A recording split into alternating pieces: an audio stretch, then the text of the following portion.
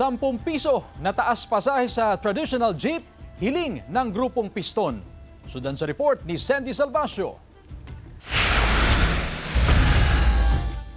10 pisong taas pasahe sa jeep ang hiling ng grupong Piston. Naghain na sila ng petisyon sa LTFRB para sa 10 pesos na permanent fare hike para nila mabawi man lang ang gasto sa diesel. Kung sakaling aprubahan, mula 13 pesos na base fare, magiging 23 pesos ang minimum sa pasahe ng jeep. Hindi raw kasi sapat ang rollback sa presyo ng produktong petrolyo. Wala pang tugon ng LTFRB sa hiling na fare hike.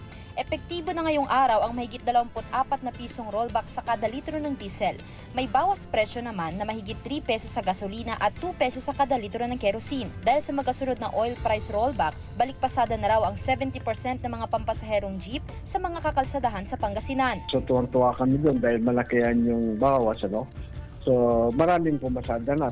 So malaking tulong po sa hanay namin. Sa Dagupan City, unti-unti na raw nilang nararamdaman ang epekto ng rollback. Gayunman, kulang pa raw ito kung ikukumpara sa kita nila noong mga nakaraang buwan. Dapat bumalik yung 60 o 55 pamasahe pa. 13-11 di parang hindi namin nararamdaman. Sana maibigay na yung fuel subsidy, yung mga ayuda sa mga operator. So hanggang ngayon kasi, wala pa kahit 5. Ayon sa Department of Energy, kinokontrol na ng gobyerno ang presyo ng petrolyo gamit ang police power ng gobyerno batay sa Executive Order 110 na nagdedeklara ng State of National Energy Emergency. Kailangan sumunod ng mga oil company sa itatakdang presyo ng gobyerno kada linggo. Ang mga oil company na hindi susunod, maaaring isyuhan ng show cause order.